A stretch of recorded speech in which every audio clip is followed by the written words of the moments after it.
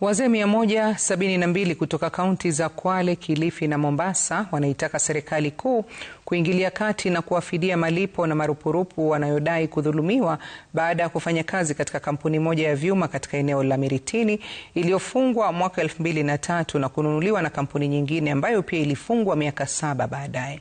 Wazee hawa wanadai jumla ya zaidi ya shilingi milioni 47 baada ya wengi wao kufanya kazi katika kampuni hiyo kwa zaidi ya miaka 20.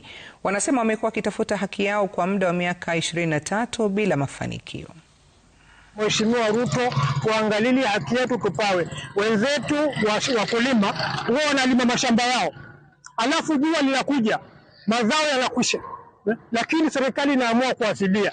Wengine wafugaji wanafuga mifugo yao, jua linakuja, kiangazi kinakuja, ndio wanyama wanakufa, lakini still unawafidia. Mbona sisi mheshimiwa, hebu tuangalie kwa jicho la huruma.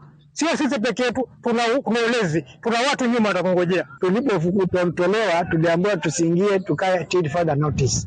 Tumekaa till further notice.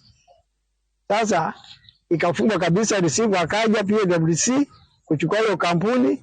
Sasa sisi wafanyikazi tulilipwa 2,000 zingeweza kulipa nyumba kwa miezi 4 ambayo mtu alikuwa amekodisha. Ilibidi hata watu wauze vyombo vyao ili waweze kulipa nyumba na wapate tikiti ya kurudi nyumbani. Sisi tunajua kwamba sheria za Kenya za labor inasema wakati ambapo kampuni inakwenda kwa receivership inahitaji mfanyikazi alipwe kiasi gani. Haikufanyika. Sote wafanyikazi 172 hatukuweza kulipwa chochote. Hivyo bado tunafikiria kwamba sio kwamba kesi ilikwenda ikafail hivyo, waziri bado ana jukumu tupate haki yetu. Manake kwa cooperative walicontribute hao wase wanyonge hapa ambao walifanya kazi na babangu.